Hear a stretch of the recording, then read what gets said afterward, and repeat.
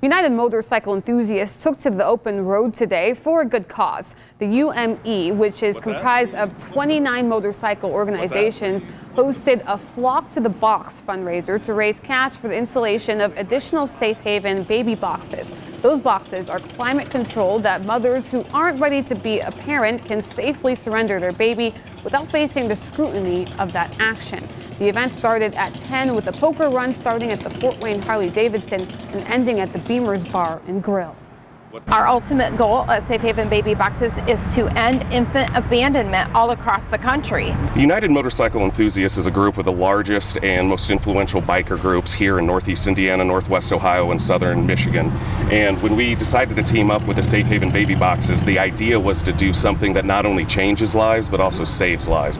The event ended at 3:30 today with a silent auction. What's that?